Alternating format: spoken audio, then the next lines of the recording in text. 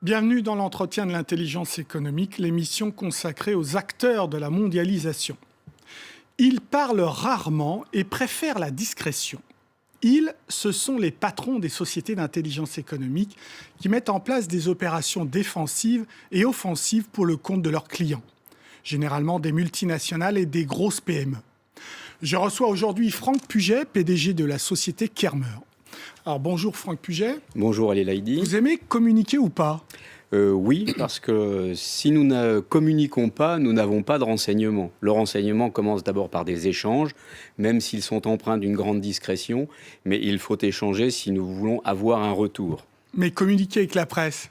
Alors communiquer avec la presse, oui et non. Alors oui, dans le sens où d'abord on a également besoin de la presse, parce que nous sommes finalement très proches, si vous voulez, des journalistes, puisque nous travaillons avec les mêmes méthodes. Ça, c'est une chose. La seconde, c'est non, bien entendu, puisqu'il y a le secret des affaires et que nous sommes tenus à la confidentialité. Alors, est-ce qu'aujourd'hui, après ces menaces terroristes du 13 novembre, est-ce que votre business est impacté par la menace terroriste ? Alors, oui. Très franchement, oui. Alors, les entreprises prennent conscience qu'elles sont devenues beaucoup plus qu'avant des cibles, comme d'ailleurs maintenant n'importe quel citoyen, malheureusement, dans le monde. Et effectivement, beaucoup de gens demandent maintenant à ce qu'on renforce les procédures, les mesures de sécurité qui sont prises dans les entreprises. Alors après, tout dépendra également de ce que les gens entendent par mesure de sécurité. Se protéger sur un site, c'est un devoir de l'entreprise, c'est clair, puisqu'il y a la responsabilité de l'employeur. Après, il y a d'autres mesures de protection qui vont rentrer plus dans le débat, c'est-à-dire les mesures d'intelligence économique. Alors vous êtes un spécialiste en tant qu'ancien militaire des forces spéciales. Vous connaissez ce type d'affrontement dans la ville. Qu'est-ce qu'on peut faire de plus, après tout, que sécuriser une entreprise avec des hommes de la sécurité, avec des caméras, etc. Qu'est-ce qu'on peut faire de plus, après tout ? Alors, je dirais la première chose, c'est d'appréhender ces risques au niveau global dans l'entreprise. Il y a des risques physiques, les gens sont peut-être menacés ou prennent des risques en tant que participants à une entreprise, mais la menace est diffuse, elle n'est pas forcément physique, elle est également financière, puisque pour commettre des attentats, pour faire des choses très malveillantes, il faut de l'argent. Cet argent est sale, il circule beaucoup. C'est une de nos préoccupations. C'est également tout ce qui touche aux nouvelles technologies. Énormément de choses passent maintenant par l'Internet, par les communications informatiques. Sans informatique, il n'y a plus de travail actuellement. On ne sait plus faire. Donc ce sont nos préoccupations et les dangers viennent également de là. Plus bien entendu, le point clé de tout, qui est le point d'orgue, c'est l'homme. Il faut toujours vérifier à qui on a affaire. Avec ces attentats du 13 novembre, est-ce que vous diriez qu'il y a une prise de conscience plus aiguë de la part de vos clients ? Je vais être un peu mitigé sur ma réponse. Oui, pour un certain nombre d'entre eux. En particulier, ils prennent conscience que faire des affaires dans un certain nombre de pays où l'argent circule très facilement, ça devient risqué. Donc il faut absolument faire attention à, d'une part, qui nous avons affaire en face de nous, quelles sont les relations de cette personne, est-ce qu'elles sont fréquentables, recevables ou non, est-ce que l'arrière-plan économique de l'argent qu'il va apporter dans une entreprise est recevable ou non. Ça, c'est vraiment un point sur lequel maintenant tout le monde s'accorde. En revanche, les gens n'ont pas encore prêté suffisamment attention au recrutement et au suivi des gens qui peuvent avoir un impact dans leur entreprise. Vous parlez de recrutement de personnes radicalisées d'un point de vue... Pas forcément. Pas forcément. Non, parce que ce sont des gens, d'abord, quelqu'un ne naît pas radicalisé. Quelqu'un le devient pour une raison quelconque, qui lui appartient, mais c'est à un moment, un instant T de sa vie où les choses basculent. Bon, alors après, il se radicalise. On l'a vu à travers les siècles, les nihilistes, les anarchistes, maintenant le terrorisme religieux, mais c'est un moment de bascule. Donc il faut suivre les gens. Les gens, en général, quand ils basculent, c'est qu'ils ont un mal-être. Ce mal-être, il faut savoir le détecter. Quelquefois, il faut savoir anticiper, effectivement. On ne met pas quelqu'un qui a un casier judiciaire très chargé pour veiller sur des valeurs, par exemple. Quel type de service vous offrez, après tout, dans Kermer ? Alors, Kermer, c'est 3 grands départements. Notre core business, c'est bien entendu l'intelligence économique. Donc, intelligence économique, nous accompagnons les entreprises qui veulent se développer, qui veulent investir sur des marchés et qui veulent mettre leur argent à bon escient et dans de bonnes mains pour avoir un retour sur investissement et non pas le perdre. La deuxième partie, c'est tout ce qui est ingénierie de sûreté, en particulier sûreté informatique.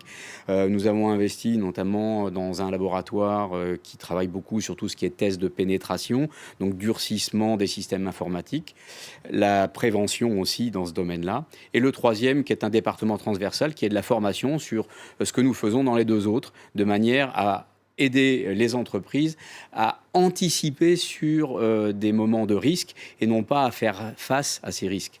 Alors, parmi vos services, vous aidez vos clients à enquêter sur une éventuelle cible de rachat d'une entreprise. Qu'est-ce qu'il faut suivre aujourd'hui? Vous parliez des problématiques de financement du terrorisme. Qu'est-ce qu'il faut suivre dans une entreprise qui est la cible d'un rachat d'un de vos clients? Alors, d'abord, la première chose, c'est qui est l'acheteur? Est-ce que c'est l'acheteur déclaré ou est-ce que l'arrière-plan économique est diffus et derrière lui se cache quelqu'un d'autre ou une organisation? On a vu des organisations, notamment aux États-Unis, la mafia qui rachetait des tas d'entreprises pour permettre de légaliser de l'argent. Blanchir. Pour le blanchir, tout simplement. Donc ça, c'est déjà un premier point. Ensuite, la personne, si elle veut vous racheter, elle va vous donner de l'argent ou elle va vous donner des contreparties en valeur. D'où viennent ces valeurs? D'où vient cet argent? Est-il recevable? C'est par exemple le fondement des accords de Bâle, qui sont des accords internationaux, en particulier auprès des banques, enfin entre banques, qui les obligent à vérifier d'où vient l'argent qu'elles vont être amenées à recevoir et à redistribuer. Donc c'est un point qui est extrêmement important. Donc, et ça, c'est votre boulot? Alors ça, c'est notre travail, en grande partie. Après, il y a d'autres, bien entendu, il y a d'autres aspects qui sont plus terrain, puisque la vocation de Kermer est d'essentiellement aller sur le terrain. On ne remplacera pas un expert financier, on ne remplacera pas un expert comptable. Voilà. En revanche, nous allons sur le terrain. Nous voyons les réseaux, quelles sont les relations de ces personnes, avec qui vivent-ils, comment vivent-ils, est-ce que leur train de vie correspond à leur argent, est-ce que l'argent dont ils disposent est quelque chose qui est recevable pour vous et il ne va pas nuire à votre réputation ou ne va pas vous entraîner quelquefois dans une complicité passive. Vous parliez de groupes mafieux. Tout à fait. Est-ce que vous avez vu aussi au cours de votre expérience des groupes radicaux islamistes? Alors, on en a vu, pas traité parce que ce n'est pas notre vocation. Nous ne faisons pas partie ni des forces de l'ordre, ni des services de renseignement d'un État. En revanche, il est bien clair qu'il nous est arrivé dans certaines opérations d'identifier des flux financiers qui venaient conforter une opération et qui nous ont paru éminemment suspectes.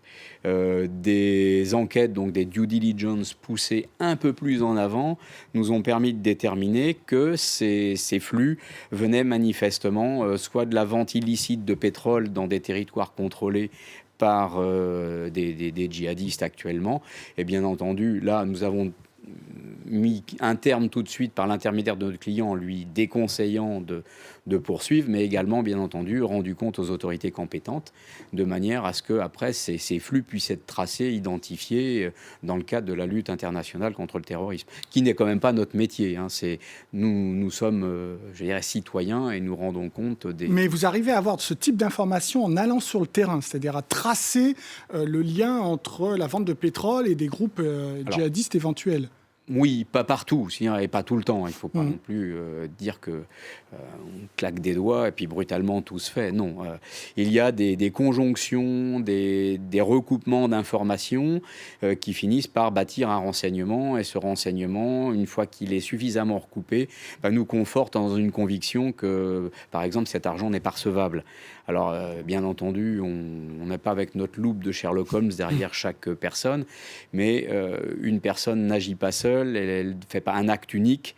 Donc, c'est le recoupement, l'agglomération de cet ensemble d'informations qui va donner un renseignement identifiable. Est-ce que c'est de plus en plus dur de traquer l'argent? Oui. Pourquoi? Oui, parce que maintenant, d'abord, auparavant, beaucoup de gens se laissaient tenter par ouais, ou bavarder plus facilement. Maintenant, le secret professionnel est quelque chose qui devient légalisé, on va dire, et avec des conséquences pénales derrière. Nous-mêmes, par exemple, nous sommes compliant avec la loi suisse, puisque nous sommes une entreprise suisse, et nous sommes soumis au secret professionnel. Donc, on peut se retourner pénalement contre nous si nous sommes indiscrets. Donc, nos sources, c'est pareil. Comme les journalistes également, je le disais tout à l'heure, nous avons également des sources que nous devons protéger. Quelquefois, des sources, pour des raisons X ou Y, souhaitent transmettre des informations. Cela peut nous aider. Merci beaucoup, Franck Puget, pour ces réponses. L'entretien de l'intelligence économique est terminé, mais comme d'habitude, vous pouvez le retrouver sur france24.com. En attendant, restez avec nous car l'information continue sur France 24. Au revoir.